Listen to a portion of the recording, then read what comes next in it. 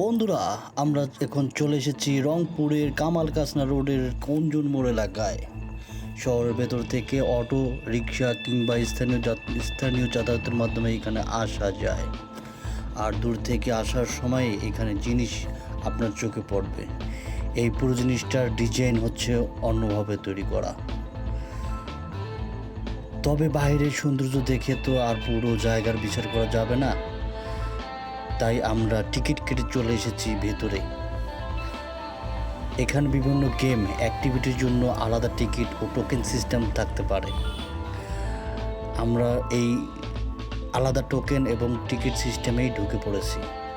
তাই আপনারা আসার সময় কোনো গেম খেলবেন, কতজন খেলবেন সেটা আগে ঠিক করে নিলে বাজেট বুঝতে সুবিধা হবে। আর একটা কথা, টিকিটের দাম বা অন্য কোনো চার্জের সঙ্গে পরিবর্তন হতে পারে, তাই আসার সাথে সর্বমোট কাউন্টার থেকেই নিশ্চিত করে নেবেন। আমরা এখন চলে এসেছি কিডস প্লে এরিয়াতে। আর পরিবার নিয়ে যারা আসবেন, বিশেষ করে ছোট বাচ্চা থাকলে এই অংশটা আপনাদের সবচেয়ে গুরুত্বপূর্ণ হতে পারে। এখানে রয়েছে বিভিন্ন ধরনের kids rides, soft play area ও শিশুদের জন্য তৈরি করা হয়েছে নানা ধরনের বিনোদনের ব্যবস্থা। ছোট বাচ্চাদের জন্য সফট প্লে এরিয়ার সবচেয়ে বড় সুবিধা হলো এখানে তারা নিজের মতো করে খেলাধুলা করতে পারে। আর এই ছোট্ট টয় ট্রেন তো বাচ্চাদের অ্যাটেনশন নেওয়ার জন্য যথেষ্ট। আমার মনে হয় বাচ্চাকে এখানে নিয়ে আসলে মা বাবা মায়ের একটা সমস্যা হতে পারে। বাচ্চাকে বাসায় ফেরত নিতে চাইলে সে রাজি হবে কি না খুবই সন্দেহের একটা বিষয়, কারণ এদের কাছে এই জায়গাটা হচ্ছে একটা ছোট ইনডোর অ্যাডভেঞ্চার ওয়ার্ল্ড। তবে শিশুদের বয়স, উচ্চতা ও নির্দিষ্ট কোনো রাইডের নিরাপত্তা থাকলে অবশ্যই পার্ক কর্তৃপক্ষের নির্দেশনা মেনে চলবেন। আচ্ছা, ছোটদের বাচ্চাটা তো দেখা হলো, কিন্তু আসল প্রশ্ন হচ্ছে বড়দের কি আছে। কারণ আমি যতদূর দেখছি সামনে কিন্তু ব্যাপারটা একটু সিরিয়াস। Game start sound. চলুন এবার ঢুকে পড়ি রূপকথার গেমিং ইন্টেরিয়র জোনে। এটাই হচ্ছে আজকের ভিডিও সবচেয়ে এক্সাইটিং অংশ। চারপাশে বিভিন্ন ধরনের arcade game, racing simulator style অ্যাকার্ড, বাস্কেটবল গেম, আরও নানা ধরনের গেমিং সেট আপ রয়েছে। প্রথমে আমরা এখানে অনেক ধরনের গেম দেখতে পারতেছি। একটা সুপার সিঙ্গলে ফান। স্ক্রিনে শুধু গাড়ি চলছে এমন না, স্টার্টিং অ্যাক্রেসার আর পুরো রেসিং এনভায়রনমেন্ট মিলে বেশ ইমার্সিভ অ্যান্ড টাফ। ঠিক আছে, আমি এখন দেখতে পাচ্ছি। আরে সামনে তো, আপনারা বাইরে থেকে আমার রিয়াকশন দেখে যতটা বুঝছেন, ভেতরে এক্সপিরিয়েন্সটা এর চেয়ে আরও আলাদা ও ভিন্ন ধর্মী। আর বন্ধুদের সঙ্গে এলে এটা একটা জিনিস অবশ্যই ট্রাই করবেন, বাম্পার কার। কারণ এখানে বন্ধুদের আসল পরীক্ষা হয়, কে কাকে ধাক্কা দিতে পারে। এক কথায় এই জায়গাটা শুধু বাচ্চাদের জন্য না, কিশোর কিশোরী, তরুণ কিংবা পরিবারের সবাই নিজের পছন্দ অনুযায়ী কিন্তু কিছু কিছু খুঁজে পেতে পারে। এতক্ষণ ধরে গেম খেলতে খেলতে একটা জিনিস বুঝতে পারছি, গেমিংয়ের পর এনার্জি দরকার।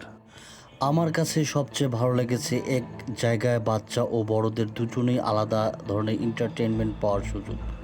বিশেষ করে বাইরের প্রচণ্ড গরম কিংবা বৃষ্টি ধুলোবালির মধ্যে ঘোরাঘুরির পরিবর্তে ইন্টেরিয়র এন্টারটেনমেন্ট খুঁজলে এই ধরনের জায়গা বেশ প্র্যাকটিক্যাল হতে পারে।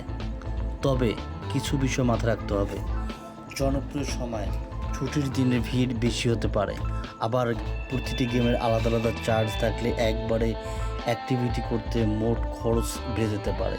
তাই বাজেট ঠিক করে তারপর গেম সিলেকশন করলে সবচেয়ে ভালো হবে। তাহলে কারা আসবেন? আপনার সঙ্গে যদি ছোট বাচ্চা থাকে অবশ্যই কিডস জোন দেখতে পারেন। বন্ধুদের সঙ্গে এলে রেসিং, আর্কেড, ভিআর, বাম্পার কার এর মতো অ্যাক্টিভিটি আপনার ভালো লাগতে পারে। আর পরিবার নিয়ে এলে বাচ্চারা খেলবে, বড়রা বসবেন, তারপর সবাই মিলে খাবার, মানে এক জায়গায় বেশ কিছু সময় কাটানোর সুযোগ আছে। সব মিলিয়ে রংপুর ইন্টেরিয়র এন্টারটেনমেন্টের নতুন কিছু এক্সপিরিয়েন্স করতে চাইলে রূপকথার থিম পার্ক ও ইন্টেরিয়র গেমিং জোন অথবা আপনার লিস্টে রাখতে পারেন। তবে আমি চাই না আপনারা শুধু আমার কথা শুনেই সিদ্ধান্ত নিন। আপনারা নিজে এসে এক্সপিরিয়েন্স করুন এবং আমাকে কমেন্টে জানাবেন আপনারা ফেভারিট গেম কোনটা, আর এই ভিডিওতে কোন অংশটা আপনার সবচেয়ে ভালো লেগেছে সেটাও জানাতে ভুলবেন না। আজ একটি নির্দিষ্ট বাজেটের মধ্যে যথেষ্ট সম্ভব গেম খেলে দেখব। এর পুরো ভিডিওটা হচ্ছে যে চ্যালেঞ্জিং হবে। আমার মতে এখানে এসে এই 3টা জিনিস অন্তত ট্রাই করা উচিত। তারপর এটি অ্যাক্টিভিটি দেখান, রিয়েল টাইম প্রাইস ওভারলে, প্রতিটি গেমের সময় স্ক্রিনে দেখুন, গেম প্রাইস এক্সপিরিয়েন্স। এতে দর্শকের জন্য ভিডিওটা অনেক বেশি ইনফরমেটিভ হবে। অনেস্ট রিয়াকশন রাখুন, সবচেয়ে দারুণ অসাধারণ বলবেন না।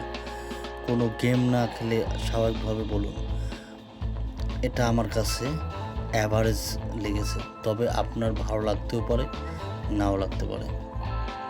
এই ছোট্ট আউটিং হয়তো কারো কাছে খুব অসাধারণ, কিন্তু একটা শিশুর কাছে এটাই শুধু হয়তো পুরো সপ্তাহের সবচেয়ে আনন্দের বিষয় বা আনন্দের দিন।